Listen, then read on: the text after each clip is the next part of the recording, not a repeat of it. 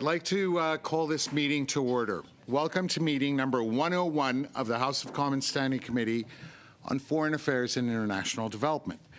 Today's meeting is taking place in a hybrid format pursuant to the standing orders, and therefore members are attending in person in the room as well as remotely using the Zoom application. I'd like to make a few comments for the benefit of members and witnesses as well.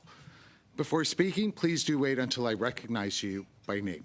You may speak in the official language of your choice. Although this room is equipped with a powerful audio system, feedback events can occur. These can be extremely harmful to interpreters and cause serious injuries. The most common cause of sound feedback is an earpiece worn too close to a microphone. A reminder that all comments should be addressed through the chair. With regards to a speaking list, the committee clerk and I will do our best to maintain a consolidated order of speaking for all members. Now, pursuant to Standing Order 1082 and the motion adopted by the committee on Monday, January 29th, 2024, the committee will commence its study of Canada's approach to Africa. Now, I'd like to welcome all of our witnesses who are here before us. From the Department of Foreign Affairs and Trade and Development, we're grateful to have Ms. Cheryl Urban, the Assistant Deputy Minister. We have Ms. Caroline Delaney, the Director General of Southern and Eastern Africa Bureau. We have Apeshka Kumar, the Director of Maghreb and Egypt. We have Marcel Leblot, the Director General, West and Central African Bureau. And we have Ms. Susan Steffen, the Director General of the Pan-Africa Bureau. In addition, we do have from the Department of National Defense, Major General Gregory Smith, the Director General of International Security Policy. Now, I understand Ms. Urban will speak on behalf of the Department of Foreign Affairs, Trade and Development. And Mr. Major General Smith will speak on behalf of the Department of National Defense. Each of you will be provided 5 minutes for your opening remarks, after which we will go to the members for questions. Please do keep your eyes on the front, because once you're approaching the 5-minute mark, I will put this up. That's the indicator. That applies not only for your opening remarks, but also in response to the questions that are put to you. So approximately 30 seconds before your time is out, I will put this up, and we're going to have to proceed to the next question. So all of that having been said and explained, we go to Ms. Urban. You have 5 minutes for your opening remarks. Thank you. Mr. Chair, members of the committee, I'm honored to appear before you today, and Eid Mubarak. Thank you for this opportunity to update the committee on Canada's approach to Africa. The committee's study is timely as the department is thinking strategically about how to advance Canada's interests through our overall engagement with Africa. Canada's engagement is guided by the African Union's strategic vision for the continent as captured in Agenda 2063, the Africa we want. Canada's partnership with Africa is anchored in our mutual priorities, informed by African solutions to African and global challenges. As a vast, increasingly integrated continent made up of 54 countries, Africa is forecasted to be the world's second fastest growing region, with 12 of the 20 fastest growing economies in 2024. By 2050, 25% of the world's population will be living in Africa. Le continent abrite d'un des écosystèmes le plus divers. The continent has one of the world's most diverse ecosystems and abundant resources, including 30% of the world's critical minerals, 60% of the best solar resources globally, 25% of global biodiversity, and larger carbon capture potential than the Amazon, which are key to the green transition and planetary health. The world's youngest population and fastest growing middle class, providing a source of dynamism and vast market potential in stark contrast to many aging and declining populations elsewhere. With a projected net increase of 740 million people by 2050, the continent will see the fastest increase globally in working age population. Youth play an important role in the continent. To fully contribute to the socioeconomic development and security of their countries, youth require access to education, jobs, and support for entrepreneurship. In recent years, there has been significant economic growth across the continent. However, growth has not always been inclusive or evenly distributed. Africa houses countries with high-performing economies, but also houses some of the poorest countries in the world. 60% of the world's extreme poor live in sub-Saharan Africa. Under current conditions, almost all of the world's least developed countries will be in Africa as of 2030. La réalisation des objectifs de développement durable. Meeting the Sustainable Development Goals is important in the direction of the protection of democracy and conflict, climate change, and as well as national debt. To see 13 national elections before the end of 2024, and Canada is watching closely. Canada is actively supporting democratic governance and electoral processes in Africa through several streams of work. This includes participating in electoral observation missions and one-on-one advocacy with governments in the region on the importance of democracy and strong institutions. Canada recognizes the key role played by human rights defenders in protecting and promoting human rights. These advocates often belong to groups that face discrimination, including but not limited to women and LGBTI individuals. Canada supports their work through advocacy initiatives and international assistance. With its 54 countries, Africa is strategically important amidst growing polarization globally, changing multilateral collaboration, and evolving global value chains. African leaders are diversifying their international partnerships and fostering stronger relationships with global economic powers like China and India, partners like Turkey and the Gulf states, and in some cases engage in open military relationships with Russia. They are doing this bilaterally and through multilateral fora such as the BRICS and the G20. Le Canada et ses partenariats du G7 collaborent.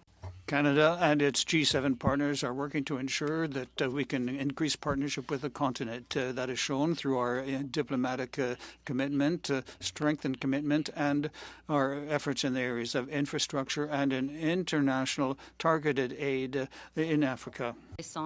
The most recent example is the agreement with Africa on this year. Impressive growth over the last 5 years, with two-way trade merchandise totaling $16.2 billion in 2023 and investments on the continent reaching $16 billion in 2022. This is supported by the work of our Trade Commissioner Service Network. A large share of Canadian direct investment in Africa is in the mining sector. Africa is also home to the second highest value of Canadian mining assets after the Americas. Canada also has 8 foreign investment protection and promotion agreements in Africa, and these provide Canadian investors with greater protection, increased predictability, and better projections for developing their economies. En termes d'assistance internationale, le Canada est et restera un leader et un partenaire. In terms of international assistance, Canada is and will remain a leader and partner in gender equality and feminist approaches in Africa. With the Feminist International Assistance Policy, we have put gender equality and empowerment of all women and girls at the heart of our international assistance efforts as the most effective way to foster a more peaceful, inclusive, and prosperous world. I'll just move forward. In Africa, Canada is navigating a dynamic security landscape in some areas, including violent extremist insurgencies, a rise in terrorism, and military coups. We are responding through a range of policy and programming efforts, and this is complemented by our international engagements with the African Union and leadership in UN bodies such as the Peacekeeping Commission and Special Committee on Peacekeeping Operations. We have had a number of engagements. This has included the Minister of Foreign Affairs has recently engaged with her African counterparts, including calls with Kenya, South Africa, Benin, and will meet with senior African Union officials this week. We also interact with the African diaspora in Canada, with the private sector and non-state actors. We are hearing that Africans want to improve the terms of engagement. They seek to move beyond the traditional donor aid recipient relationship to mutually beneficial partnerships, including in trade, investment, Ms. Urban, if I could ask that you wrap it up. I'm done. Thank you. Thank you, Ms. Urban. Very grateful.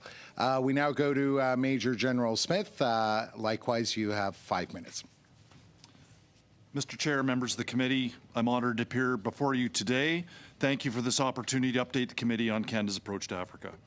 As you know, the Minister of National Defence announced Canada's updated defence policy, Our North, Strong and Free, on Monday.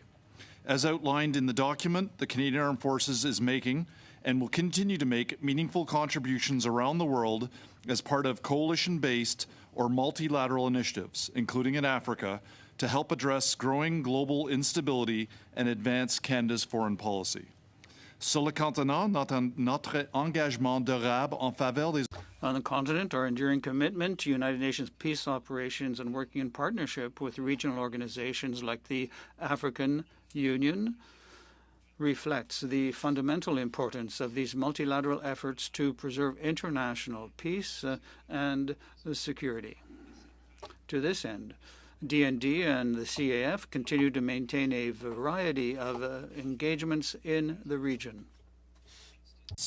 Canada currently provides staff officers to the United Nations mission in South Sudan, or UNMISS, and the United Nations mission in the Democratic Republic of the Congo, or MONUSCO. There are also 39 Canadian Armed Forces members currently deployed with the non-UN multinational force and observers, or MFO, in Egypt's Sinai Peninsula. The Royal Canadian Air Force provides tactical airlift support to France and Africa under Operation Fréquence and to United Nations peacekeeping missions under Operation Présence. We work with Ghana as our primary bilateral partner in Africa for the ELSI initiative, a Canada-led project that aims to increase the meaningful participation of uniformed women in United Nations peacekeeping operations. Nous entretenons, en outre, we further maintain a network of 8 Canadian defense attachés plus support staff to manage defense relations across the continent, both with regional partners and with our international allies. For example, in support of the Sahel, we continue to maintain bilateral defense relationships with coastal West African countries to help curb the spread of terrorism in the region. Filling the function of NATO contact point embassy for the African Union.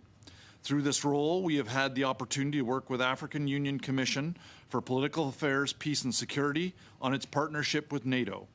Furthermore, DND and Canadian Armed Forces delivers episodic capacity development training to several African countries through its Military Training and Cooperation Program, or MTCP. These training courses include topics such as combat medicine and enable partners to function better together on peacekeeping operations with the United Nations and with other multinational organizations. Monsieur le Président, ces efforts... Mr. Chair, these efforts underpin our diplomatic efforts around the world, helping to uphold the international order and supporting our African partner nations. We remain committed to leveraging existing operations and initiatives to help strengthen their capacities. Thank you very much. Major General. We now open it up to members, and we start off with Mr. Abel-Taif. You have 6 minutes, sir. Thank you, Chair, and thanks to the witness. Welcome to the committee.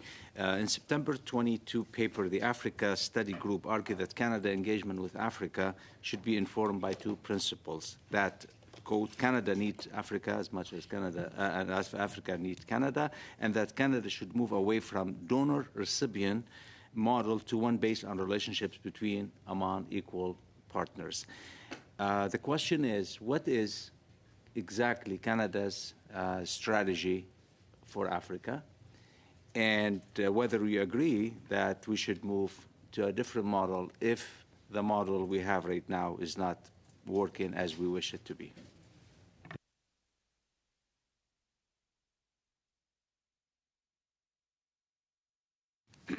Thank you very much for the question. There are a number of reasons why it is in Canada's interest to reinforce our partnerships with countries in Africa and to increasingly have those relationships be based on a peer-to-peer basis. This is indeed what African stakeholders are seeking and asking for, and it's the result of consultations that we've undertaken in Canada and in Africa. I'll break that down a little bit about what is in the Canadian interest and say that in terms of the Canadian strategy, we have a good history to build on. We have had a presence in Africa for a long time and have been had a very strong international assistance presence. There are, as I mentioned, the economic growth in Africa, there's increasingly other opportunities for Canada and Canadians, especially in the medium term when it comes to economic cooperation. One of the predominant reasons that it's in Canadians' interest is that it is a clear way for Canada and the international community to address climate change. I had mentioned in my speech that Africa has carbon capture potential. It has 25% of global diversity, 60% of the best solar resources that exist. If Canada partners and engages with Africa, including, for example, in green energy, this is a win-win solution for all of us, for Canada and for Africa. The other is that partnering with African countries in order to maintain influence will be in Canada's interest. We already know that organizations multilaterally, such as the BRICS and the G20, are growing in influence. There are international organizations that are shifting. And you can even see at the UN Security Council that there are groups that are voting certain ways. And so for Canada to forge strong bilateral relationships with African countries, it will help us to build like-minded views. The other is that there is an opportunity for us to even more foster Canadian prosperity. I have mentioned that it is the fastest growing economy. The African Continental Free Trade Area provides potential for stronger inter-African trade, which will also create opportunities for Canadian businesses. And it will, the potential economic market is of $2 to $3 trillion. The other is, I mentioned, our mining assets. So Canada has an interest in cooperation economically. Security and stability is also very important to Canada and something that we can focus on.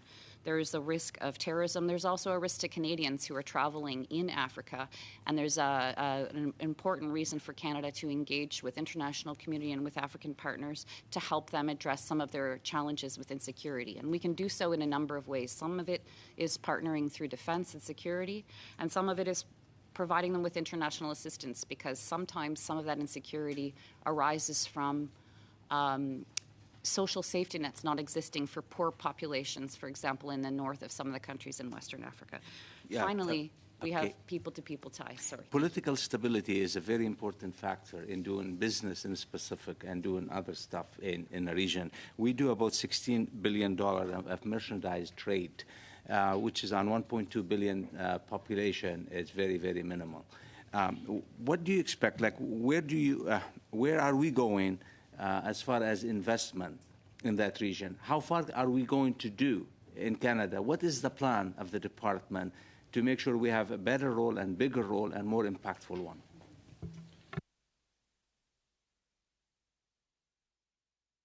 Have peace and security programming that we provide through Global Affairs Canada. There's a number of initiatives that are underway, and we have partnerships with African countries that are best practices. The Major General mentioned we have the ELSI initiative, we have Women, Peace and Security. We have an ambassador who was recently traveling in Africa who was speaking to African leaders and communities about that.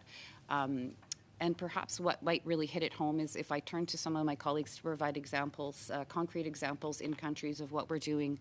But this is an important element of our activities presently, and it also will be part of future engagement that we undertake within Africa.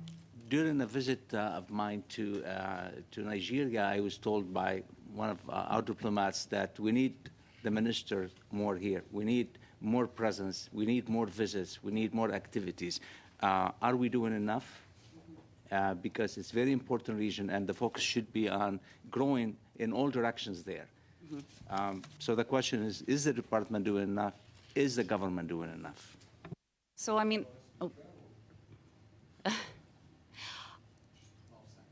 okay. There have been a number of high-level visits recently. Minister Hussein recently, Benin, DRC, Rwanda, Kenya, Zambia, Mozambique, Madagascar.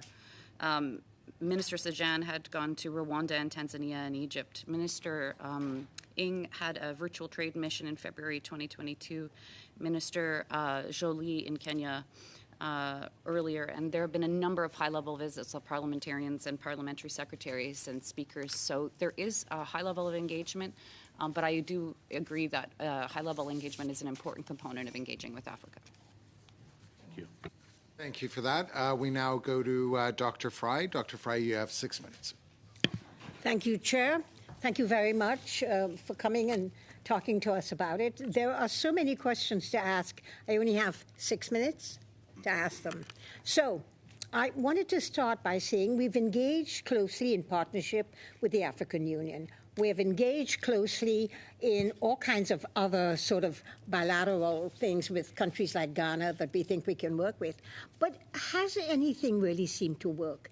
Africa is still the country that's most poor. It still has got a lot of security issues. Peace, we talk about women, peace and security. Is it working in Africa? Because there is so much war, there is so much insecurity, there is so much conflict that how can you, even with the best of intentions and the greatest amount of money, cut through all of that disrespect for human rights, that anger, that sense of people not trusting each other, the lack of democratic institutions that Mr. Abutiev talked about? There are so many things that we're doing. Are we making any impact? We've been working for so long. A decade is a long time. And so have we been impacting anything? What do we need to do? Do we need to shift our focus? Because Africa remains the single most important, what can I say, pimple on the face of the earth, because it is so, it does not value human rights. It has lots of conflict. Climate change is unbelievable there. People are poor. There's a lack of opportunity. Can we shift what we're doing? Should we shift what we're doing? That's a question I want to ask you. I know it's an open-ended question, but I want it to be open-ended because I want to have an open-ended answer. I want you to blue sky for me here. Thank you very much. And I'll start off, and my colleagues can add if they would like to contribute.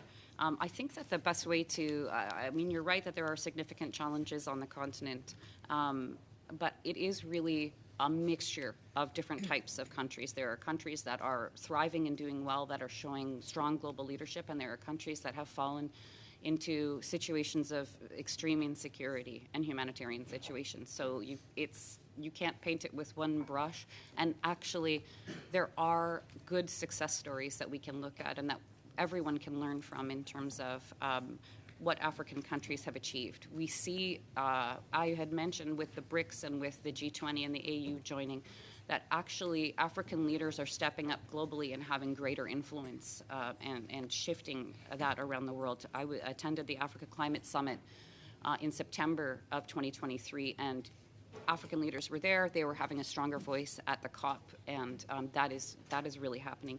You also see, for example, in Western Africa, where you have the threat of terrorism that's coming down, there are some countries that have experienced coups that have problems, but there are also, and it's predominantly the coastal countries, that are continuing to remain strong, that are investing in the north of their countries. And I was just in Cote d'Ivoire and in Benin. It's remarkable that some of that leadership are actually technocratic and investing not only security, but they're also investing in social services, recognizing the complexity of what they need to achieve. However, my question is not what Africa is doing on its own with strong leadership of some of its countries. Should we revisit how we work in Africa, or what we do in Africa? Because I don't believe that it's working as well as it could. Should we reinvent this wheel and talk about a different way of engaging with Africa? And if so, what should be that way? So one thing I will say is that in terms of Canada's investments and what we've undertaken, I do believe that we are having an impact for the feminist international assistance policy. Canada has really carved out a niche for itself, helping women and girls, focusing on education, focusing on women's health, girls' health, and we do see results. And if you look at the documents, the departmental results report and the international assistance report, you can actually see what some of the results are for the investments that we have made. I would say that Canada, even in international organizations, is pushing very hard and is recognized for how it is helping to push forward the agenda of women and girls in the continent and other places. I think this committee will be undertaking a study on engagement in Africa, and I think that's very timely. This is the time for everybody to be reflecting, because the global environment is so dynamic and the state of how things are in development in African countries continues to be dynamic. This is the time to take another look, and this is what we're doing as a department, and what the Senate committee is doing as well, to determine what's the best way. One last question, if I have time, Chair. One last question.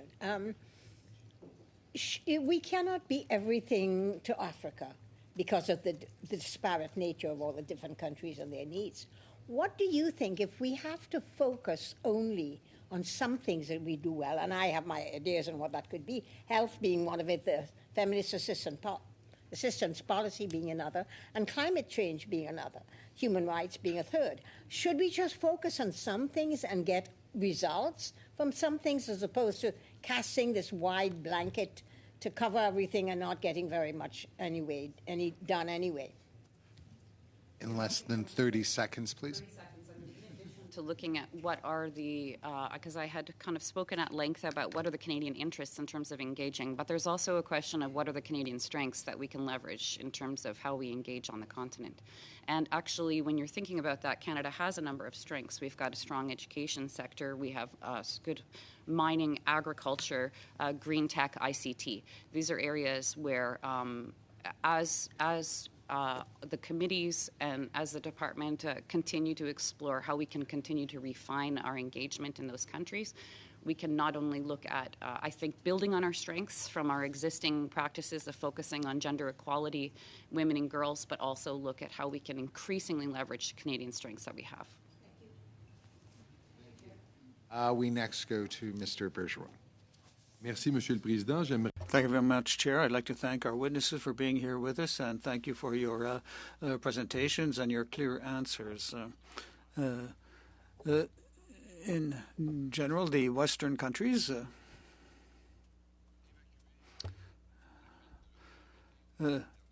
left Africa out of their priorities over the last number of decades, with the result that powers like Russia and China have rushed in to take their place. And we've seen the consequences in voting in the United Nations with regard to the war in Ukraine, where a number of African countries voted against the resolutions or abstained from voting in favor of resolutions condemning the Russian aggression in Ukraine.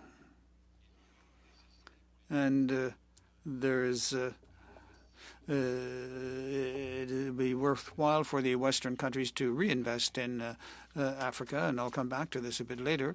But it's a continent of the future with regard to the economy. And in 2022, our colleague, the Parliamentary Secretary, we asked for a strategy for Africa.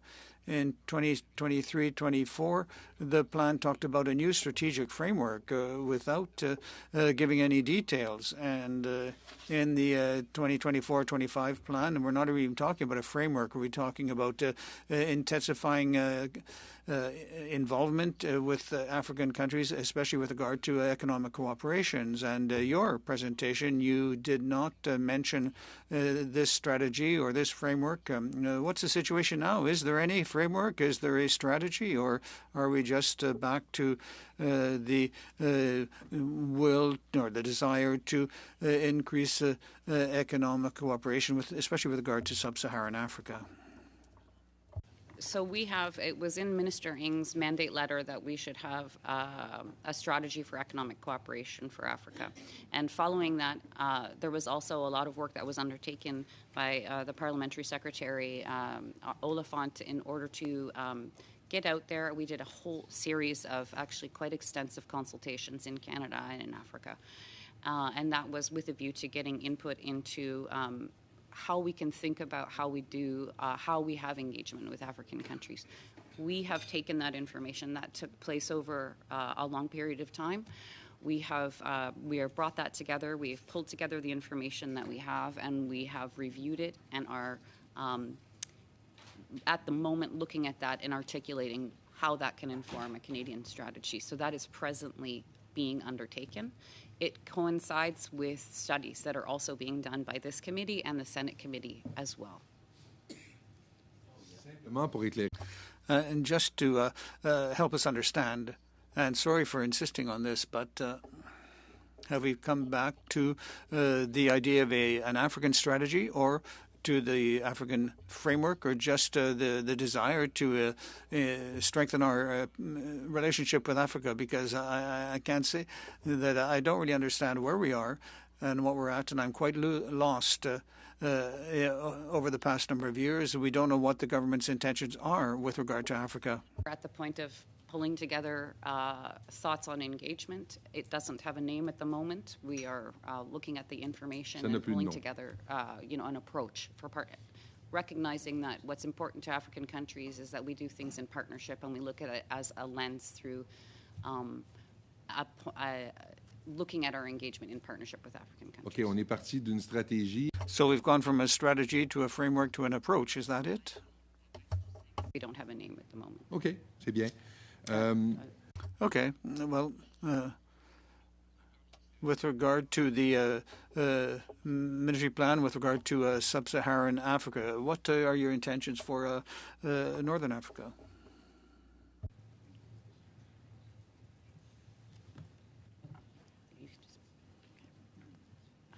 Mr. Chair, thank you. I thank the member for the question.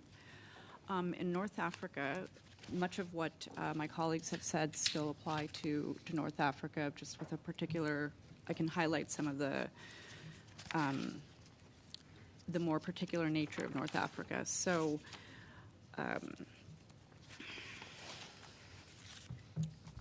North Africa is a region, it's a nexus between very critical regions for us. So it's not only on the top of the continent, obviously, for Africa, but it's also a gateway to the Middle East and to Europe. And so in that, it holds a strategic importance that's somewhat different from the rest of the continent.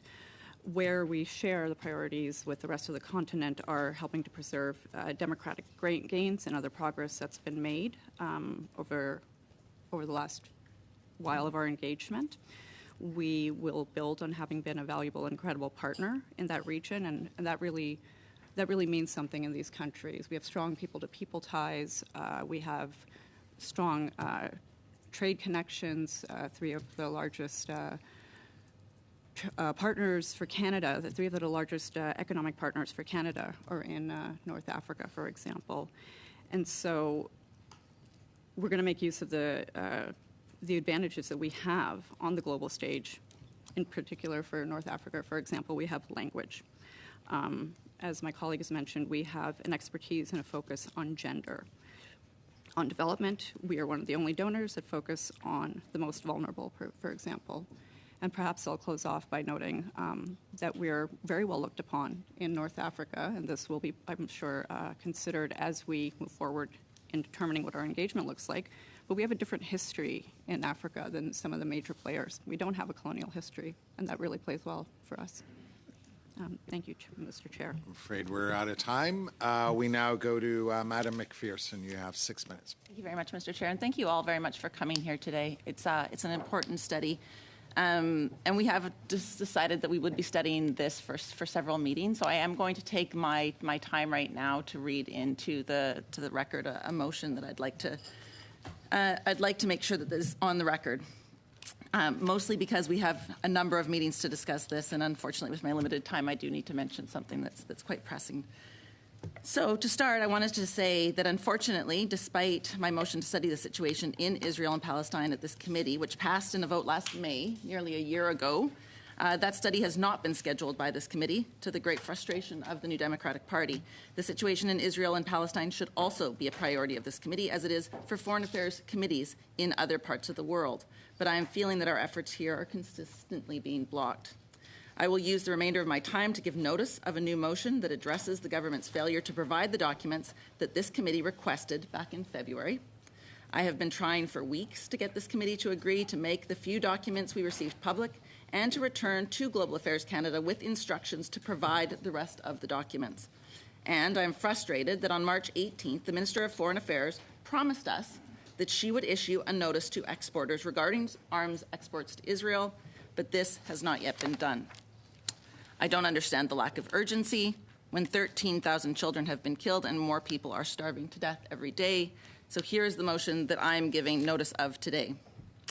That, given the failure of Global Affairs Canada to produce the documents requested by this committee on February 12, 2024, and the letter to the committee from the Deputy Minister dated March 13, 2024, requesting further instruction, the Chair instructs the Clerk to publish the letter and annex received from Global Affairs Canada on Canada's arms exports to Israel on the Public Committee webpage, that the committee instruct Global Affairs Canada to provide the following. 1. Details on all current open export and brokering permits for military goods and technology to Israel, without redaction for commercial confidentiality, as the committee requested in its motion of February 12, 2024. 2. Details on all export or brokering permits for military goods and technology to Israel, whether open or expired, dating back to 2020, not 2006, as the committee requested in its original motion of February 12, 2024. 3. Reissue the annex without redactions for commercial confidentiality, as the committee motion specified. And 4, that these details be provided within 30 days of adoption of this motion. And that once received, these documents be made public on the committee website. So with that, I will ensure that the clerk is given copies of this motion in both English and French, and that's what I would like to bring forward at this moment. I'd now like to turn to our witnesses, and I do thank you for your patience as I brought that forward. It is very important to me that we are able to get the documents that so many organizations across Canada have been wanting to have. So I think what I would start with is some of the information that you provided, Major General, on peacekeeping. So we know that in 2016 that this government had promised or had committed to 600 military peacekeepers and 150 military police that would be allocated as peacekeepers around the world. How many peacekeepers in number have been allocated in sub-Saharan Africa? Or, sorry, in the continent of Africa? Thank you, Chair. I'm just doing a quick count here. 39. Just a second. I'm not trying to be facetious. Okay, so I think the Democratic Republic of Congo is approximately 10. South Sudan, again, is about 10, and there's 32. They're not UN peacekeepers, but the multinational force of observers is 39. So that would be a total of 59 approximately. So in 2016, there was going to be 750, but in the continent of Africa at the moment, we have 52. So really quite a fraction, considering the conflicts that we see. Why is it difficult? I would like to get a strong understanding of why it's difficult to get peacekeepers on the ground. Canada has that reputation. We have that history of providing peacekeepers meaningfully. We have a government that has made a commitment to do so, and yet that hasn't resulted in peacekeepers on the ground helping to maintain peace in the continent of Africa. Okay, Chair, thank you for the question. So I'll start, but like we, the Canadian Armed Forces, go in accordance with global affairs, foreign policy, what exactly we're going to achieve. I did peacekeeping back in 1993-94 in Croatia. We manned a zone of separation between two warring sides. That was very traditional peacekeeping. That kind of conflict that we see in Africa, as an example, in the Democratic Republic of Congo, it's almost warfighting. It's a very difficult situation. So the type of security situations that we're seeing where it's inter-country conflict is not some of what we would call traditional peacekeeping. So I think that makes the challenge that much more. But I'd step back and just say there may be a broader global affairs perspective on that. Oui, les chiffres fluctuent.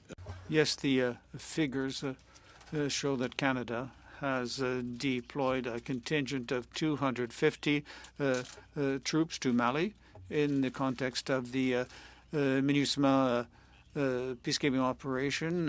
Unfortunately, Mali asked the United Nations to put an end to this mission, and it's the same thing that's happening with MINUSCO. So there's a context where there are discussions between the United Nations and the countries concerned.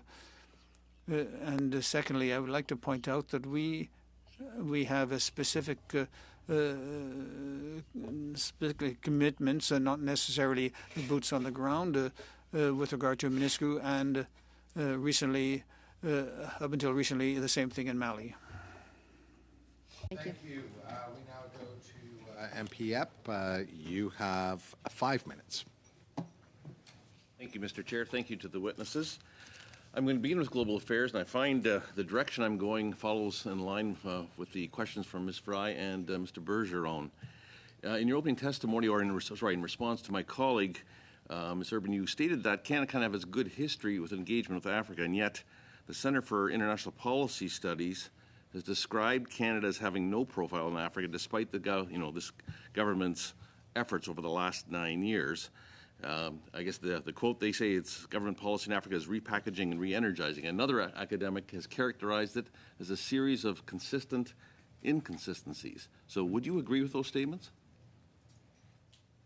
What I would say is I would point to the ways in which we do have a presence with African countries and on the African continent. There's a number of ways in which we're present.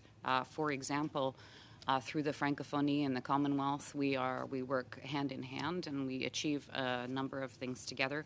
If you look at the African Development Bank, Canada is the 4th largest non-regional shareholder, having quite a big voice.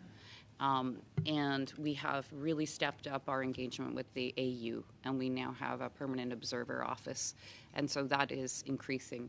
I don't know if any of my colleagues want to add to. Yep, Sue? Thank you very much for the question. One of the things that I think is key to our engagement now and for the very near future and ongoing is our new-ish and bolstered relationship with the African Union, the African Union Commission. We had a high-level dialogue in October 2022 that brought a large delegation from the African Union Commission, including the chairperson of the African Union Commission, Moussa Faki, to Canada to meet with our Prime Minister. And that has really launched us into a new relationship and a bolstered relationship with that apex organization on the continent, an organization that is taking its place on the international stage in a new way, with joining the G20. Canada is supporting accession as an observer to the World Trade Organization of the African Union. Thank you. I'm sorry to cut you off, but I do have some questions to go through here. What I agree with is your opening assessment of the potential of Africa with a youthful population, labor sources, natural resources, a whole host of opportunities. And yet Canada only has 27 missions in Africa. And so, again, an approach of future opportunity, and yet our presence there does not seem to reflect that hopeful approach. How would you respond? One of the ways in which I would respond to that is that we have relationships with a number of countries through each mission. So our embassy or our high commission will have staff that are responsible for relationships with numbers of countries. Our ambassadors and high commissioners are accredited to a number of different countries, and they are very active. So if they are representing Canada with a given select number of countries, they will travel there, they will establish those relationships, and they are able to undertake business and do diplomacy in that manner. But with 25% of the world's population, or our future population, there we've got 55 missions in the Americas with a much smaller relative population. Given the potential, I know we just finished a study on the future of diplomacy here with this committee. Should there be a reprioritization of resources? The reason for the footprint that we have is the nature of the work in which we're doing. So one of the discrepancies perhaps between the number of missions in the Americas and in Africa is the amount of commercial sector engagement that happens with the United States, which requires a high degree of commercial support by our diplomats. Thank you. In my last remaining minute, I want to zero in a little bit on the country of Mali. You mentioned in your comments we have mining interests in Africa. We also have many mining interests, particularly gold in Mali. Right now, our Canadian companies are paying up to $10 million a month into in royalties into the government. I'm misspeaking here. $10 million a month of Mali is going into supporting the Wagner Group for security. What are the tools that we have as a country to influence or redirect some of that Canadian assets producing royalties into a foreign country into perhaps the health or education fields of Mali as opposed to the Wagner Group? Again, I apologize if you could keep your answer down to less than 30 seconds, please. Yeah, okay. Well, I'll just start that we do work with regional organizations like ECOWAS and with the African Union in order to help support African solutions to security in African countries, including in Western Africa and in Mali. I don't know if my colleague wants to add anything about Mali specifically. De façon générale, le service des délégués. The general report, we have I request that there be a declaration of integrity on the part of enterprises in these countries, working with these countries, and secondly, that these businesses observe basics like rights of the person as set out, for example, by the OECD. We now go to MP Oliphant. You have 5 minutes. Thank you, Mr. Chair. My first thanks is really to this committee for undertaking this study. I am already fantasizing about a unanimous report from this committee that shines the light on Africa and demands our government does more. So I am already hopeful that we can move as a committee on this and try to keep this study on track for the next several weeks. I have a couple of questions, and I feel it's unfair because partly I think the committee could ask me to be a witness because some of the questions have actually from Mr. Bergeron would probably go right to me, and I'm happy to have lunch and talk more about that. Agenda 2063, the Africa we want. You mentioned right from the start is an important, it's not only a document, it's a living document, but it talks particularly about rededicating to an enduring Pan-African vision. I'd like to know what the department understands that to be when I hear of differences that we still organize and perceive around North Africa and Sub-Saharan Africa. How do we understand Africa's request to have a Pan-African approach? At present, we are looking at it as the whole continent, not just simply Sub-Saharan and North Africa, but looking at that as a whole. And I will turn to Sue to also answer that question. Thank you very much for the question. I think one of the most interesting trends and one of the most interesting, remarkable things that's happening on the African continent is an increasing unity on the African continent, partly driven by the African Union itself, partly driven by the dream of having an African continental free trade area, and partly because of the increasing ability of African states to work with each other to solve African problems. I think it's a real trend that needs to be supported, and it's part of why we are engaging with the African Union Commission in the way that we are. Following up right on that, the decision of the Minister of Foreign Affairs to appoint the first full-time permanent representative to the African Union. I like to think of him as the Bob Rae or better of Africa. What is the implication of that? How is that being perceived, and what is his role? Thank you very much again for the question. Our first dedicated permanent observer to the African Union, Ben-Marc Diendéré, Ambassador Diendéré, is doing an excellent job for us. We have always had for the last 15 years, we have had a permanent observer to the African Union. This is the first time that we've had a dedicated permanent observer. That before it was double-hatted with the ambassador to Ethiopia. What that allows us to do is to have obviously more dedicated attention to the issues, but to create those networks based exclusively on this Pan-African approach to our interactions with member states, but also with the Commission itself, and with the African Union as a political body, not just the technocratic body. Our ambassador has spent a lot of time meeting with African member states, representatives to the African Union, and it's allowing us to get a really in-depth view of what their perspectives are on the African Union as a body and as a political movement, but also what their individual states' issues are and how they would like to use the African Union to try and resolve some of those issues. Excellent. I want to focus a little bit back on the conflict, and the library has prepared, thanks for your notes again to the analysts, a couple of very excellent maps. I hope the department looks at them on the conflict region. And I wanted to give the Major General just a chance to elaborate a little bit more on the ELSI initiative. I was recently at the Dakar International Forum on Peace and Security, and one of the most moving moments I had there was when ELSI initiative was celebrated in a way that I don't think most Canadians know about. I know that my colleague, Ms. Damoff, has also been doing that work in Ghana, talking about ELSI, but could you expand a little bit on that? Just respond within 25 seconds, please. Chair, I'll speak very quickly, and I have a colleague here who'd like to say something. I agree. It's humbling to see these efforts to try to get more women into peacekeeping, and I'll leave my colleague to give the statistics of like how successful that can be towards returning to peace in times of insecurity. But it's wonderful to see, and I'll defer to my colleague that can talk to more.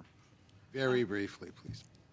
I was just going to touch on the example in Zambia, which is a partner for police peacekeeping in terms of increasing number of Zambian police. They've got very high rates of women in the police force in Zambia, but had not had a lot of success until the ELSI intervention in terms of having them pass the necessary exams to be able to participate in peacekeeping missions. And their pass rate is now extremely high. Off the top of my head, I think it's close to 100%, and it has made a real difference in terms of the ability of Zambian police women to participate in peacekeeping missions. Mr. Oliphant, I'm afraid you're out of time. Thank you. So we now go to Mr. Bergeron. You have 2.5 minutes. Coming back to the question asked by my colleague, Mr. Epp, I think you tried to convince us that Canada is very active in Africa, but in your own document, a working document on the future of diplomacy, you say that Africa is the continent where the chances for economic growth are most promising, where Canada continues to be underrepresented. That's something that comes from global affairs. And of the 10 major missions in Africa, there are major missions. There are only a handful in Africa, for example. There's only one in Kenya.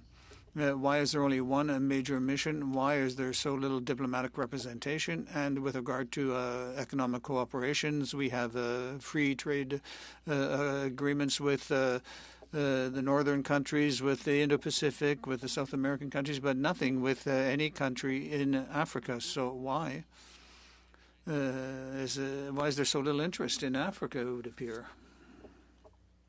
Also to my colleagues, and I'll start with the second question with regard to trade. I think that the real name of the game at the moment in the region is the African Continental Free Trade Area, but it's kind of nascent. And we need to give that some time in order to develop. There are important aspects of it, and there are countries that need to come along. That will provide a promise for Canadians, and I think that's the lens we need to look at trade through, is through the kind of a continent-wide African Continental Free Trade Area. But I would also say that with our presence, with our existing presence and the presence that we've had, there are examples of Canadian leadership. There are places where we've had a disproportionate impact, and that includes, even for example, if you look at the recent passing of the Honourable Brian Mulroney with Canadian interventions in South Africa and how we played an important role. We've invested in other countries as well, and we've had a big impact. And perhaps I could turn to my colleagues to provide some concrete examples of how we have. Again, my apologies. You have literally 15 seconds. Thank you. Sorry. Just because you mentioned the question referenced Kenya, Chair, I would just highlight that in terms of Kenya, it's an important regional player in East Africa, and then also on the continent, and with respect to global challenges like climate change. And so one of the reasons we have a significant presence from a global affairs perspective is really recognizing that leadership role that Kenya plays, and the opportunity to work with them, not just in the development realm where we are engaged on things like a TVET training for jobs and skills and things like that, and gender equality, but also the job opportunities and the economic opportunities that exist for Canadian companies in areas like ICT and clean technology. Thank you. We now go to Ms. McPherson, you have 2.5 minutes. Thank you very much, Mr. Chair. And again, thank you for the testimony. It's very interesting. I only have 2.5 minutes, and I'd like a bit of a context on how you respond to conflict situations. And so I'm going to use Sudan as an example of that because it is one of the most pressing ones that we have right now. Ms. Urban, can you tell me how much, I know that the minister promised $40 million of humanitarian aid to go to Sudan in June 2023, I believe it was. How much of that has been delivered? Caroline to answer, who's responsible for Sudan. How much of that is on the ground, has been dispersed? Not being from the humanitarian sector, that was a commitment for fiscal year 23-24, which has completed. So I would hazard to say that it would all have been dispersed at this point. Could you just double check that and let us know for sure Absolutely. that that's been dispersed? The other question I have, and maybe this, I'm not exactly sure who this would go to, but in terms of the sanctions and applying sanctions, we know that the Sudanese community has asked, Sudanese Canadian community has asked for sanctions to be applied to those that are causing the conflict in the Sudanese conflict. Why have those not been applied? Why have we not used our sanction regime in this instance? We do look at all the tools that are available to us in terms of the response to a situation like Sudan. In the case of sanctions, it is one of the things that is under consideration.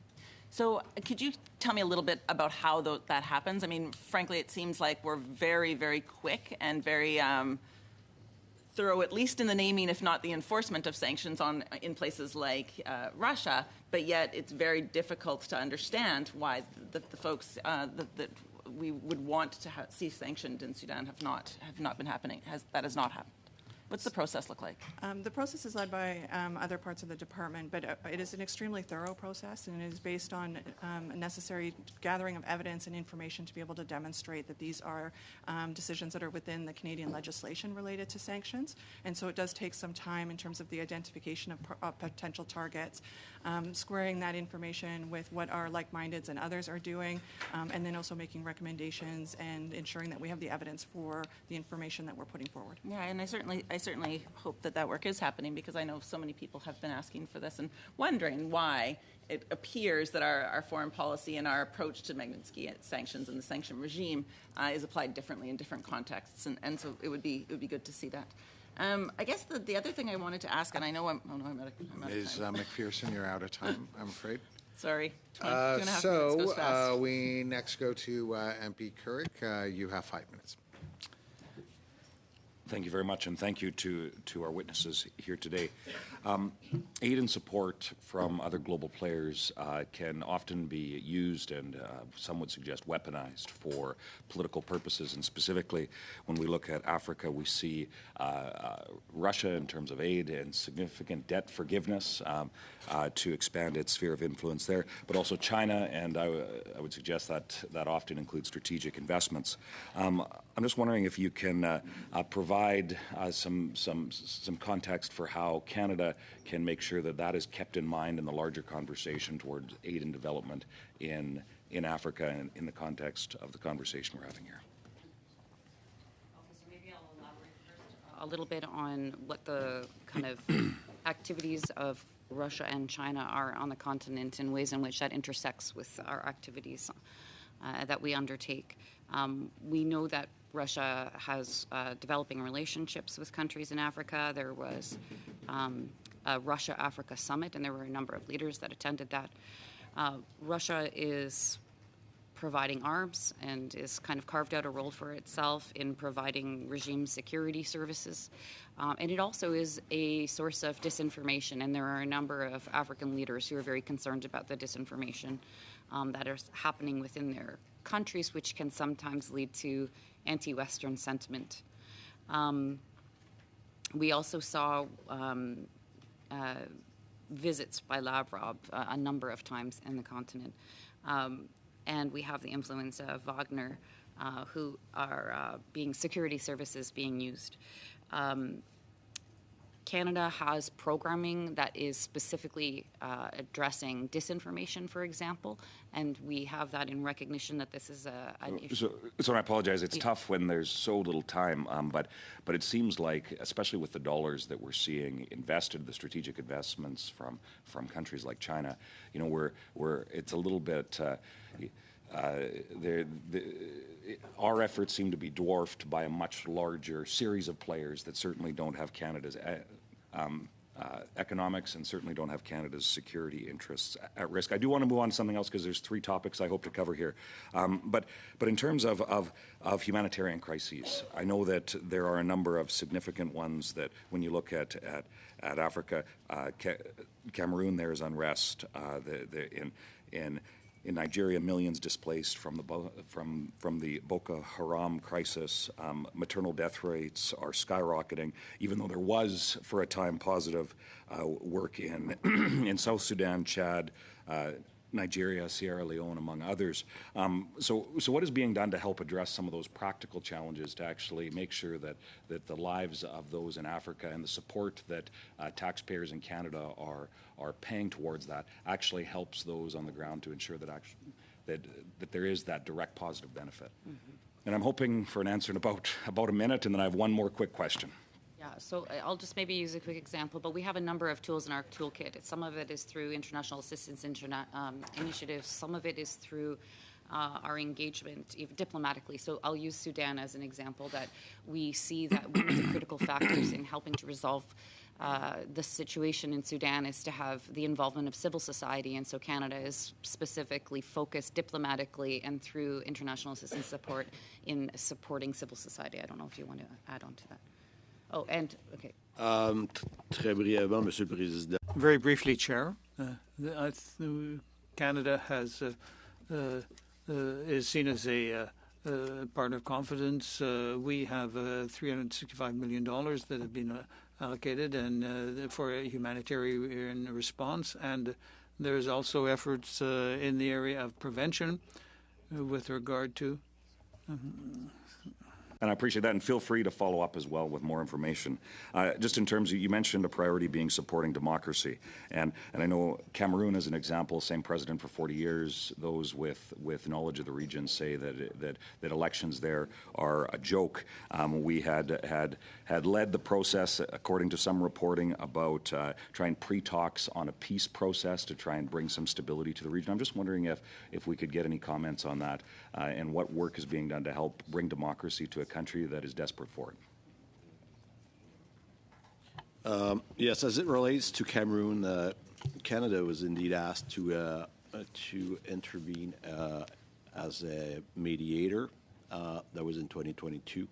There was a series of meetings held here in Canada between the opposition and the government official. Unfortunately, this mediation exercise went public at the beginning of 2023, and the government of Cameroon backed away. Thank you. We now go to MP Chattel. You have 5 minutes. Merci beaucoup, Monsieur le Président. Thank you very much, Chair. Yes, I'd like to come back to the African Union because before working in politics, I worked for international organizations like the OECD, and I've seen myself in the dialogue and in the changes in international dialogue that the African Union is becoming an increasingly important player and an unavoidable player. And I'm wondering how Canada can support the African Union. I understand that we are also supporting its membership in the G20. And can you say as well how Canada is supporting this emerging force for the continent? I think we've put the member has put her finger on a very important element of the rise of Pan-Africanism, not of the 1970s Pan-Africanism, but a new Pan-Africanism through the auspices of the African Union, which is why the Canadian government is paying so much attention to the African Union right now. We have supported their joining the G20, which they have done. We have offered to support them figure out to figure out how they will participate in the G20, which is one of those backroom things that is very useful. Behind the scenes, not backroom. Behind the scenes things that is very useful.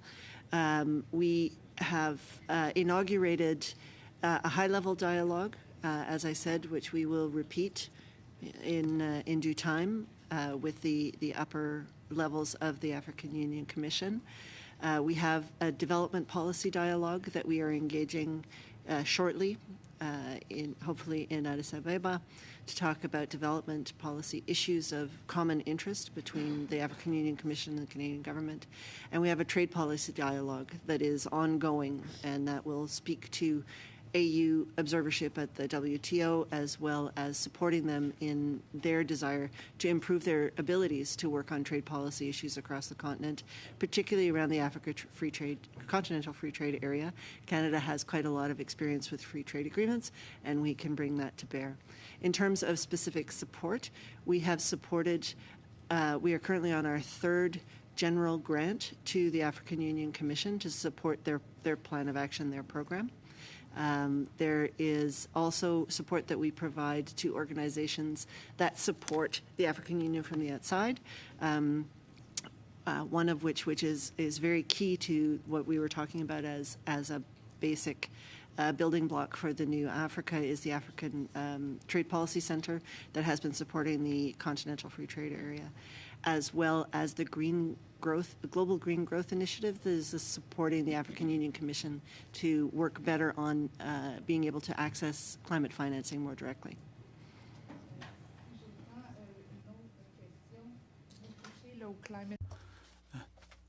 This is very important with regard to climate financing, for example.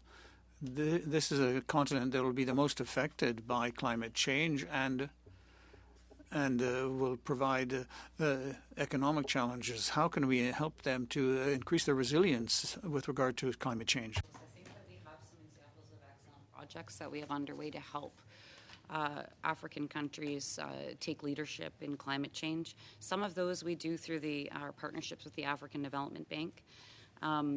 We have an African Development Bank African Fertilizer Financing Mechanism, which we recently announced, the African Development Bank Disaster Risk Multi-Donor Trust Fund. We have, when it comes to climate change, Canada recently doubled its commitment to providing climate finance. We also are doing more on a couple of very important areas that are important to our African counterparts, which is that it's not only about mitigation, but it's about adaptation. So I think that working with African countries on climate change should have a focus on adaptation and also on biodiversity. And African countries are absolutely suitable for that. The other, I would say, is that the just energy transition is a very important initiative, and that is there are initiatives underway, including in South Africa for the just energy transition, and it's absolutely critical in that context because of energy problems that they have. Merci beaucoup. We now go to back to MPF. You have another 5 minutes. Thank you, Mr. Chair. The 9 of the 10 lowest ranking countries on the Human Development Index are in Africa. What are the key factors? Why is the Sub-Sahel so poor and has been so poor for so long? Despite not only our efforts as Canadians, but many. And I have more questions. So Yeah. Gosh, okay. Many things, but I would say that one of the things that has been very challenging for African countries is having a colonial past. There are a number of implications presently that are as a result of having been formerly colonized. It had a deep effect on their economies. So, for example, many of those countries ended up with, once they gained independence, basically were exporting raw material, but were not in the business of production themselves and not doing manufacturing, which was very limiting in terms of their economy. The other is that it made many African countries have governance models that it's actually relatively recent that a number of African countries are democracies. And many of those democracies, because it's post-independence, and so post-independence, many of those democracies even began as kind of more single-party type of democracies and then evolved to be multi-party democracies. And so they are trying to make development achievements in an uphill battle that where the past has not made that easy for them. And maybe I would just add that climate change has a disproportionate impact on sub-Saharan Africa, even though countries in sub-Saharan Africa are actually very minimal contributors to climate change. But you mentioned Canada's approach now with further and deepening engagement with the AU is reflective of the change of that you described going on after moving from a colonial past, and we're also going to move our pattern from donor recipient, more to a partnership, mutuality. Yes. So does that mean our channels of delivering aid, call it development, call it whatever, are going to change? We have many, different forms, bilateral, multilateral, through the private sector and, government to government. Is that forecast to change? I'll stop there for the moment. Okay. I'll just start with a general statement, which is that there is a utility to having multiple tools and multiple channels because they each serve kind of a unique role. Did you want to use? Yeah.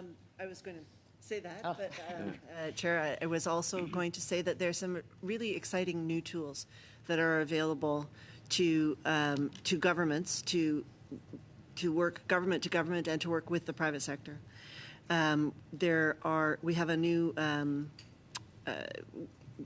Development Financing Institute, the FinDev, that has some really interesting tools in its tool belt to work with African private sector and along with Canadian private sector to advance economic growth on the African continent. And within global affairs as well, we have developed some interesting tools in innovative finance and blended finance that try and attract private finance with some support through our development assistance. I have heard from CSOs and NGOs in Canada that have partners in various parts of the world, but in Africa as well, that are calling for more aid, more development dollars, more of our programming to flow through our Canadian-based CSOs, NGOs, to partner organizations there for two reasons. Efficiency reasons, and I'm going to come out right out and say it, and also less risk of corruption when it goes more government to government down in the channels there. The notion has been put forward that Global Affairs at times has preferred multilateral organizations to flow more rather than bilateral or through our own organizations because less work, quite frankly, on accountability. We're all in favor of accountability of Canadian taxpayer dollars, but it is, I understand, it's more work for our government to make sure that accountability is there when they're not transferring that accountability responsibility to a multilateral organization. How would you respond?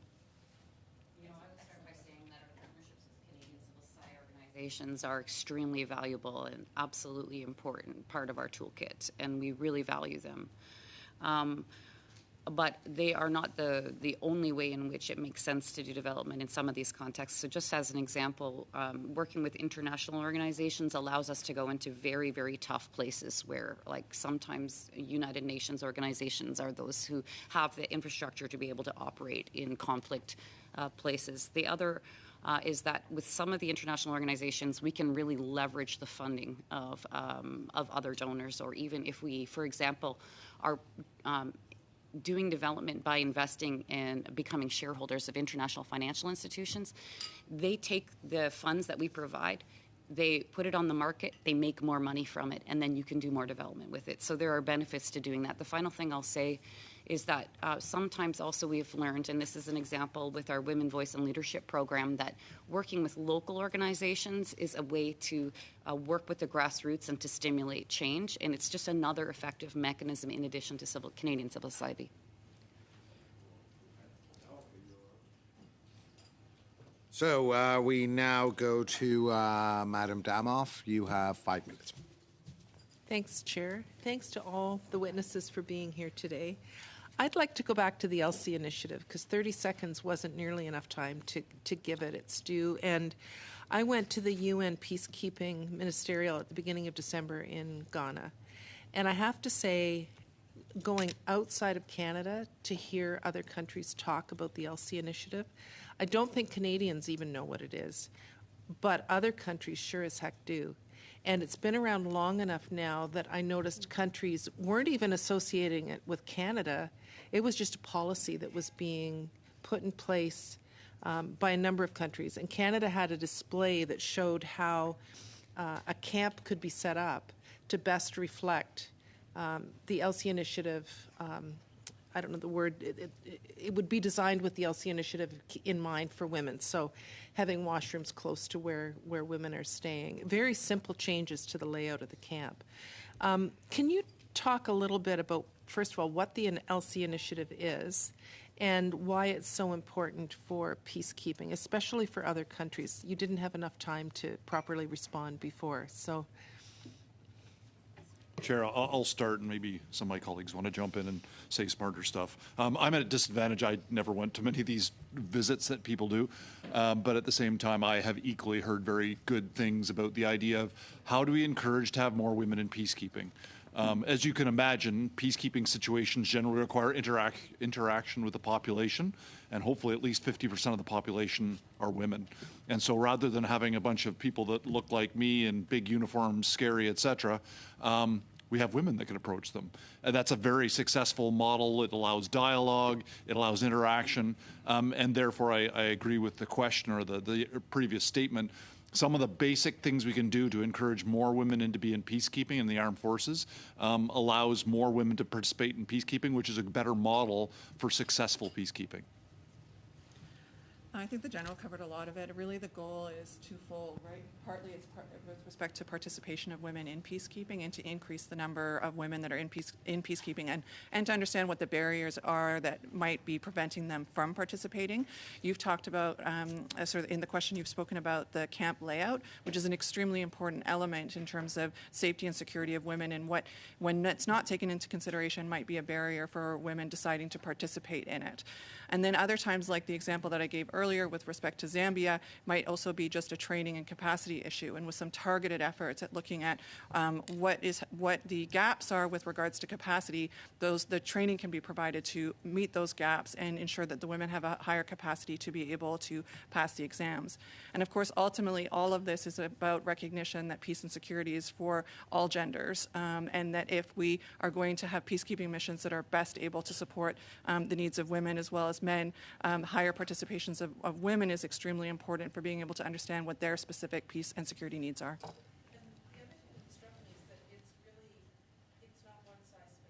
It's all. So each country, depending on their situation, are doing some different things with the same goal, but it's not like they all have to do the same model, right? Chair, again, I can jump in there, and the exact term is escaping me, but the barrier study, which is again, what are the barriers to more women in peacekeeping? And I agree with the statement that there could be cultural, there could be physical reasons that are preventing that. We enable some countries to do a study. What are the barriers to that greater participation? Attempt to remove them, and therefore see more women in peacekeeping, which, as has been stated, is a very good model for more successful operations like that.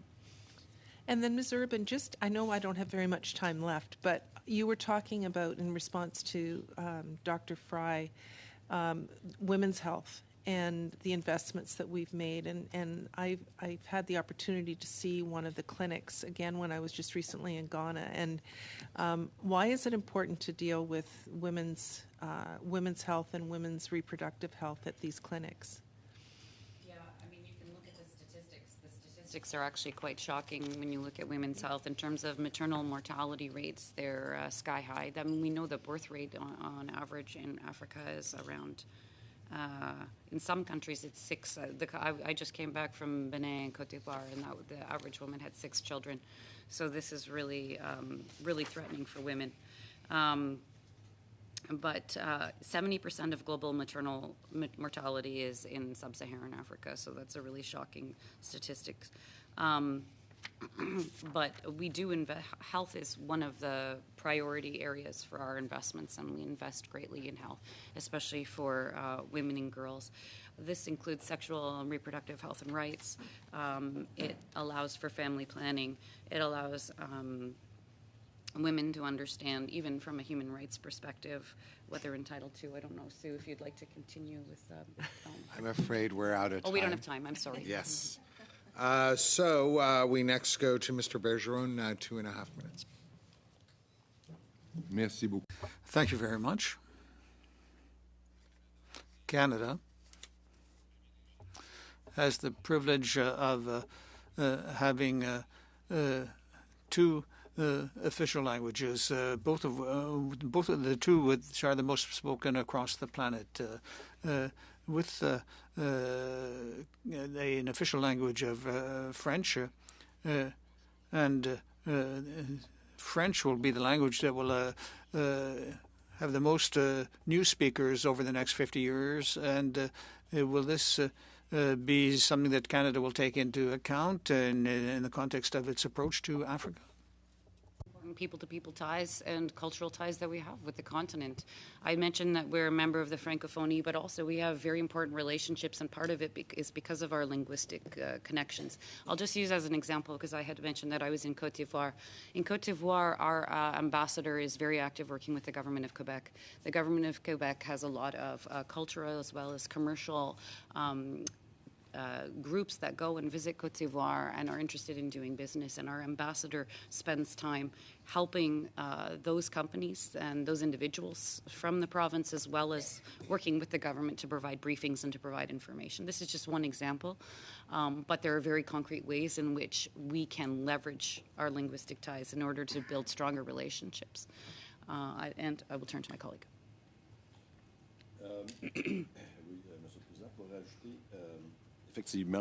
Yes, indeed. We're currently preparing and starting to implement this advantage. For example, with regard to education, Canada is working with the provinces. We're organizing forums, and the number of visas given to African students to come to Canada has increased to 350% in recent years. And but this is, for example, with especially Francophone African students. Yes, I've read a lot of articles in newspapers in this regard, and I've discussed this with IRCC. And many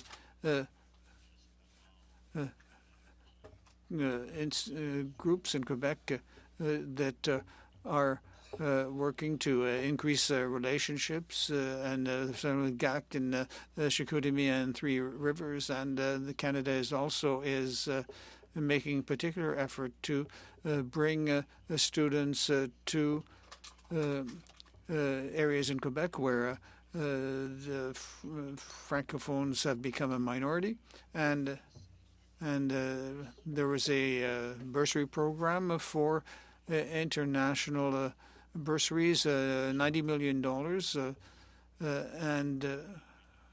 and open to 24 African countries, with the exception of Haiti. And we also worked on not also bursaries. I apologize. Okay, I was on a. So we now go to Ms. McPherson. You have 2.5 minutes. 2.5 minutes are very, very short, but perhaps if you had more that you'd like to offer, you could submit it in writing for our committee. Thank you. I wanted to dig down on some of the questions that Mr. Epp was asking. I was quite interested in some of those. They were excellent questions, Mr.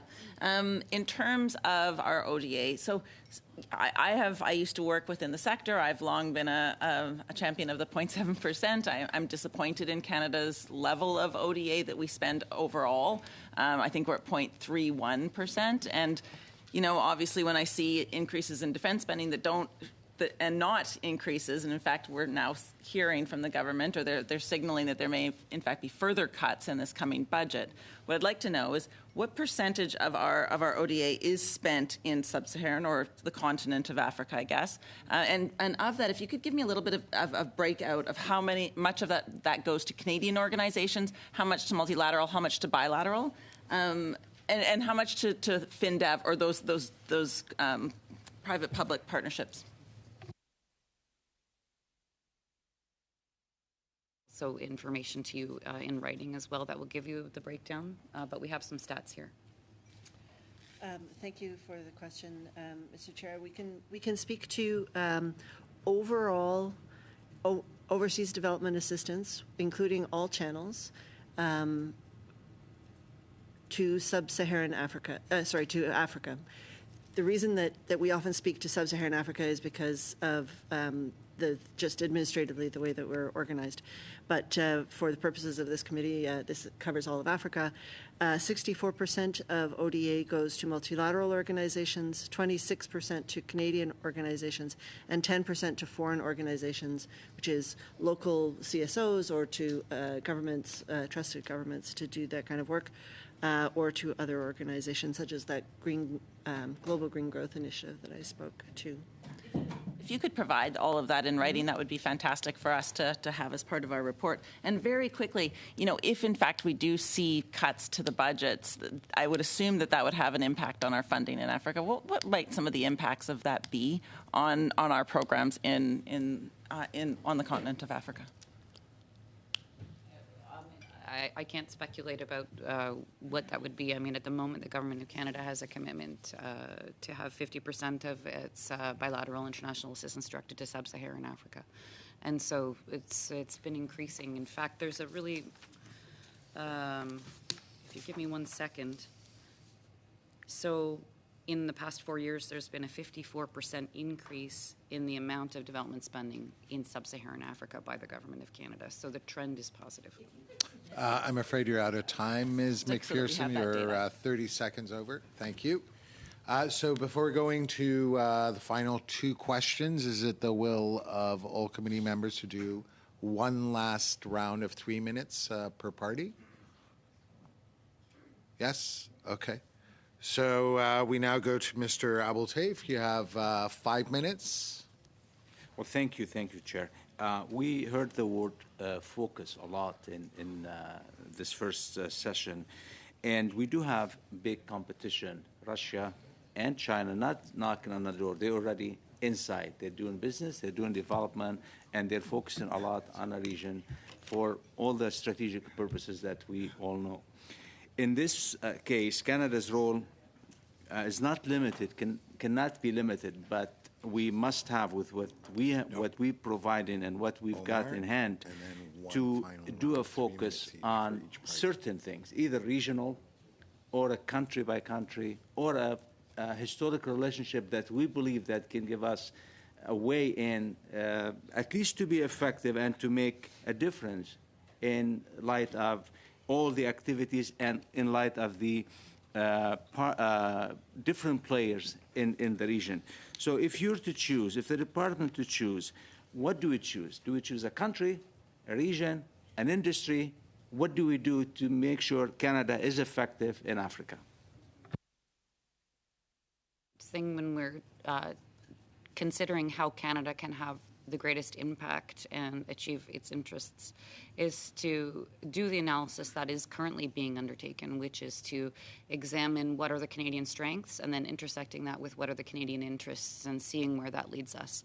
The other point that I would make is that when we think about Canadian engagement on the continent, we should be thinking of it from the lens as a partner with other G7 countries. There's much that we can do as a member of a broader group. And I'll just give you an example.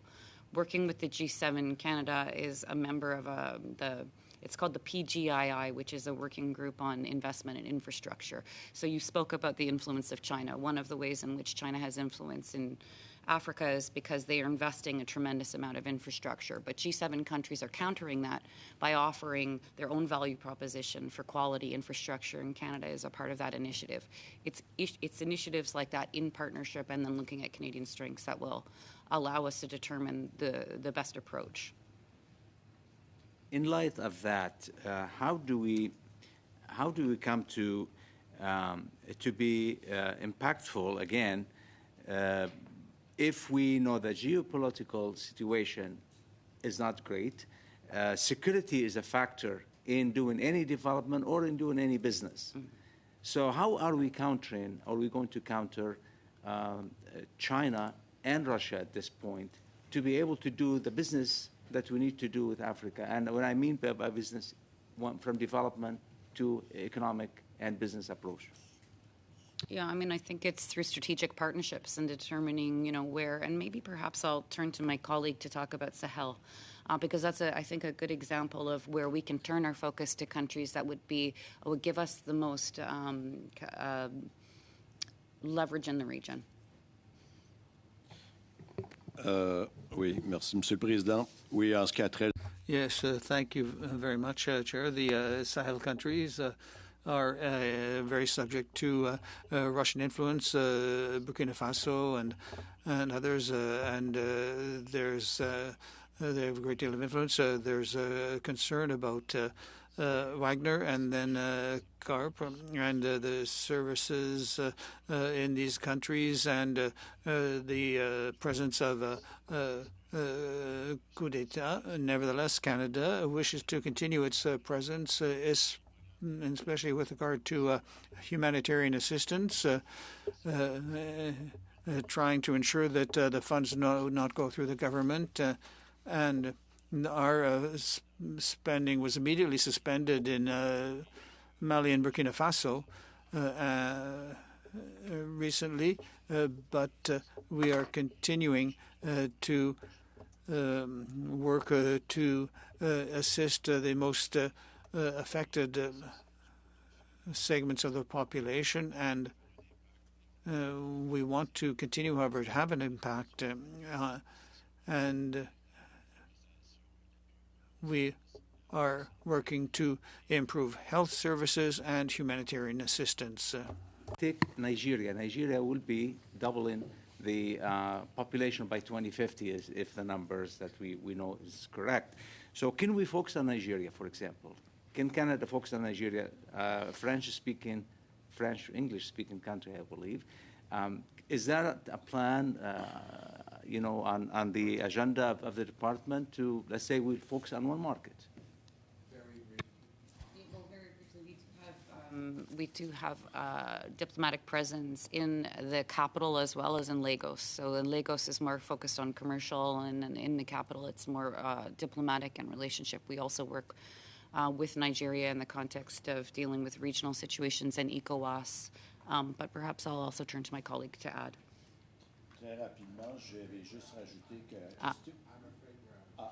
Thank you. So now we go to Mr. Algabra. You have 5 minutes.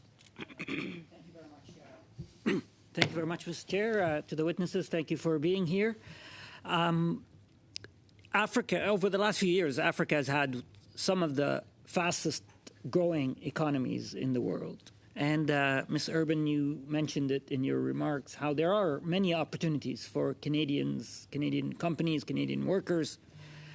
When I was Parliamentary Secretary to the Minister of International Trade, I went to South Africa and I met some businesses. And one of the businesses I met was a steel manufacturer who was starting at that time a business in Canada. And I asked him about the process in which he went about selecting this business and the investment in Canada. And he had a simple answer. He said, I was looking at the US, I was looking at Australia, but I picked Canada, and it was mostly because of the Trade Commissioner Service in how they were able to answer their questions, how they were able to provide information quickly and efficiently and in an attractive way that helped the business owner make that decision. So I would like you perhaps to tell us about the work and the role that our Trade Commissioner Services are conducting right now in supporting businesses and the opportunities that lie before them.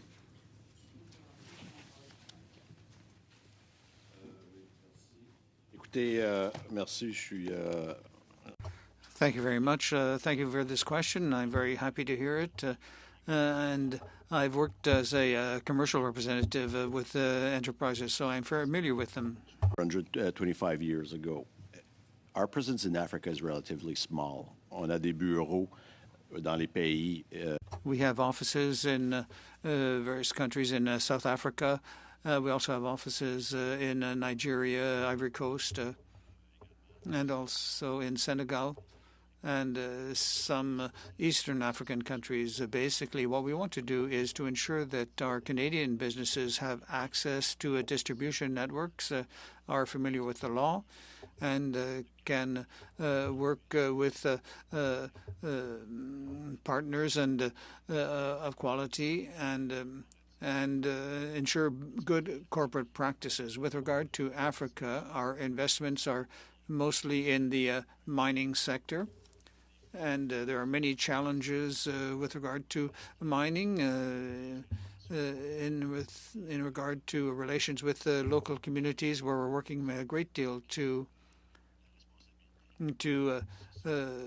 deal with social responsibility of the business. And I'm going to finish by talking about investment. Investment is less important or smaller because there is relatively little export from Africa and very little African investment in Canada. And I'll finish by recalling the agreements that create a business context which is profitable for our enterprises, our businesses. And with regard to investment, and especially in the short term, we're negotiating an agreement with Nigeria where we already have a fair amount of investment in mining. And I'll finish there. So follow up to that question, to that answer, is there an opportunity? Would you provide us with input on, if we were to, and we will bring an advice to government, what kind of recommendation should we have to government on emphasizing trade commissioner services in Africa? Merci. Écoutez, dans le cadre de nos consultations, in the context of our consultations,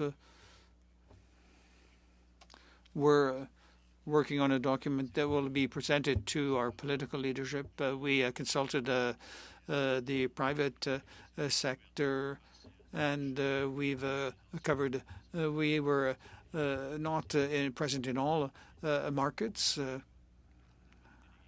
We don't have a commercial or business commercial representatives in all our embassies, but it's not just that. There's the issue of funding, and there's this committee. There's the Committee on International Trade. We talk about the role of other agencies, for example.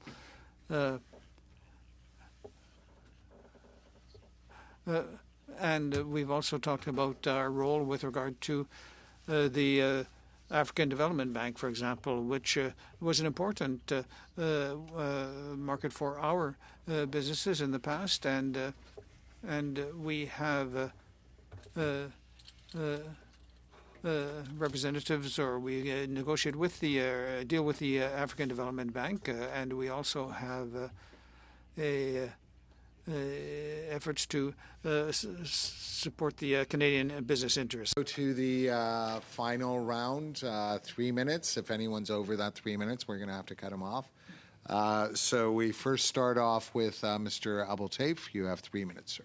Thank you. China is more economically desirable in doing business in the region. They're more aggressive. They're spending money in different directions.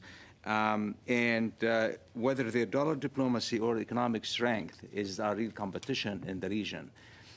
What are we doing to be able to at least, if not counter, at least keep our market share at all levels? I mean, there's a magic here is needed. And I'd like to hear from the department, where's the direction on this, and how we're going to achieve at least some, what I call it, a market share. Actually, I think Canadian companies are desirable. The African countries, Canadian companies have a reputation, and it's known in those countries. And I think that African countries welcome Canadian investment, and that is one of our strengths and one of our opportunities. It's true that there is a lot of, actually I have quite a stunning statistic about China, which is that a 1% decline in China's GDP leads to a 2.25% decline of sub-Saharan Africa growth within a year. Can you name a single program that the federal government is doing to help private sector going into Africa and doing business and investing there? So we have a range, actually, my colleague was just mentioning, we have a range of tools that we use in order to help Canadian businesses to go in. We have our Trade Commissioner Service, which provides information. There's a role for government in talking to the Canadian private sector about what the risks are of going in and what the opportunities are. But we also, as I mentioned, in collaboration with our G7 partners, we are engaging in initiatives that are investing in How much infrastructure. indirect business we do in Africa through G7? I don't have that statistic on hand, but we can try to find that and provide that. That would be great. How much time I have? You still have approximately 50 seconds. Terrific. In the past, we had the PEMT program that was assisting and helping a lot of companies to do business overseas. Do we have something similar these days in the last 8 years that at least can give us any hope that we're going to achieve something or penetrate the market? Yes, we do have a program that will support Canadian companies' expansion abroad. Can you name it, please? Export Canada. Can you name it? I think it's Export Canada. It's run by the Can Export, excuse me. Well, thank you. That's good. Thank you. We now go to MP Chatel. You have 3 minutes. Merci beaucoup, Monsieur le Président. Thank you very much, Chair. And I was happy to hear that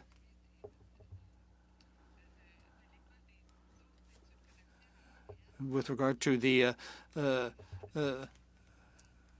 business school in Montreal and the involvement of the school, and with regard to the presence and culture of the French language in Quebec and also other areas like New Brunswick. This is an advantage, and if we want to work with Francophone African countries. And so my question is, how can we use cultural linguistic diplomacy to facilitate trade and investments by these African countries, especially in areas where we have our own expertise, for example, green technology.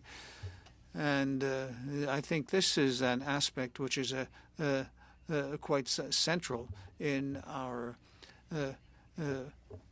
work based on this cultural affinity. Oui, bien sûr, c'est un élément, comme on dit, c'est un outil. Of course, this is a very important tool.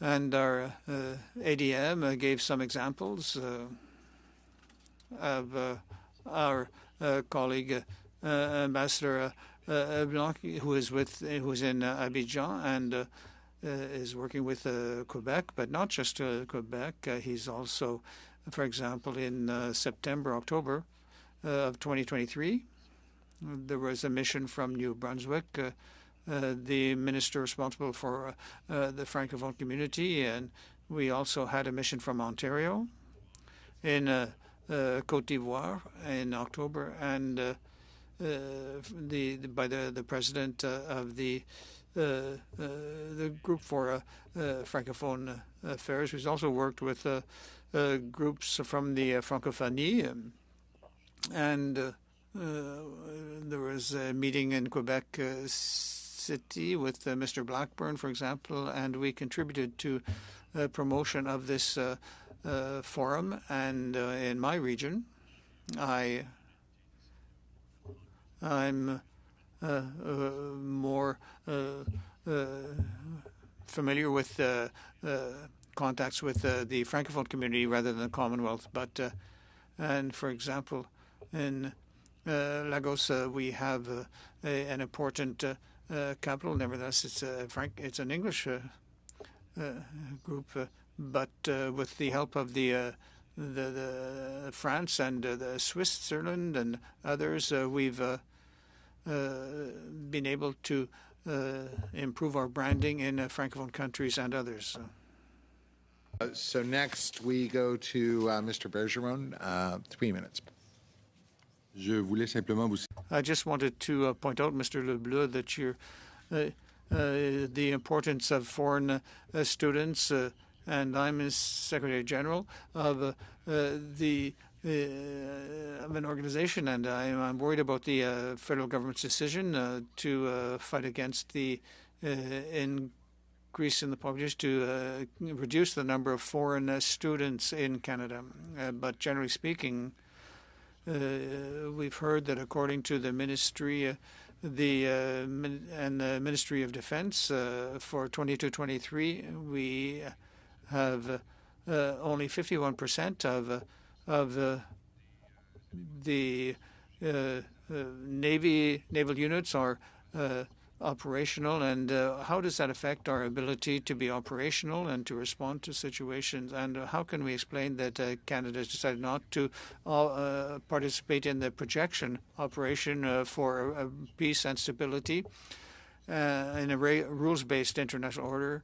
And how why is the Navy not participating in the express operation, which it includes a number of other countries, including the United States? Chair, I'm not aware. On participe dans ces deux exercices qui incluent Phoenix Express et. We also have the Phoenix Express and Obagami. Yes, we do have a problem of readiness, and so the preparation of our ships is supposed to be require a number of years and this year Canada chose not to participate in the projection exercise. Is this a lack of operational capacity? Chair, I don't know. I can provide a written response, but I think that I should be able to answer in writing. Ms. McPherson, we go to you for the final question. Thank you very much, Mr. Chair, and again, thank you to our witnesses for being here today and sharing this expertise with us. I do have some questions. We talked a little bit about Sudan. We've talked about other regions on the continent.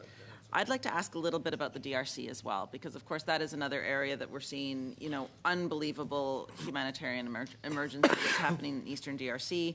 That there is really the use of sexual violence is shocking. The levels that we are hearing about.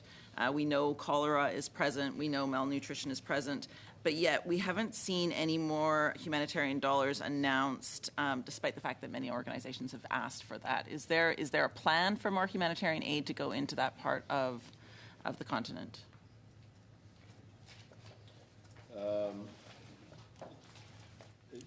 Oui, je vais répondre de façon générale en ce qui. Generally speaking, with regard to our humanitarian assistance funding.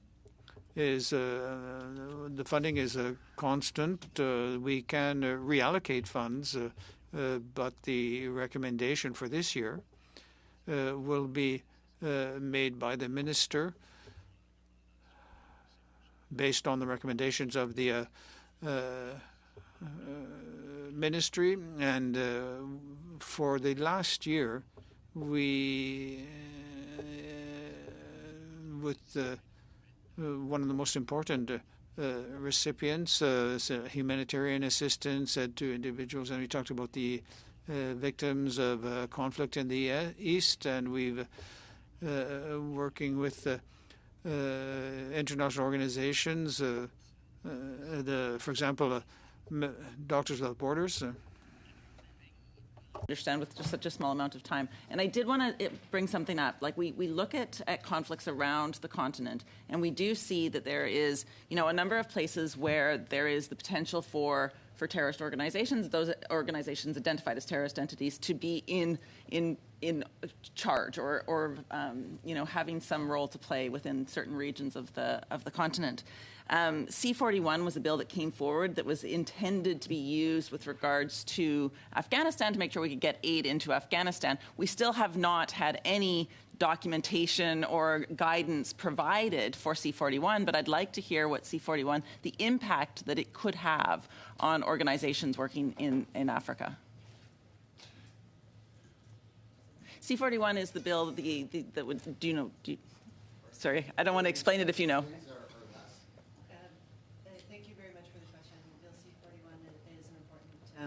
an important bill to be looking at ensuring that that humanitarian assistance can get to populations that need it, even if they're in places where terrorist activities do happen. That's the extent to which I wish to pronounce on it here, because we're not responsible for that piece of. Documentation will come forward on that. Okay, thank you. So at this point, on behalf of the entire committee, wanted to thank all our witnesses, Ms. Kumar, Monsieur Lebleu, Ms. Delaney, Major General Smith, Ms. Urban, Ms. Stefan. Thank you very, very much for your time, for your insights, for your expertise. You ensured that our first session on Africa is off to a great start, and we're very, very grateful for it. Now, before the members depart, just wanted to make sure that everyone's received the budget for the Africa study. It was circulated to all of you. Is it the pleasure of the committee to adopt the budget? Yes, unanimously. Thank you very much. And the meeting stands adjourned. Wonderful. Thank you. No.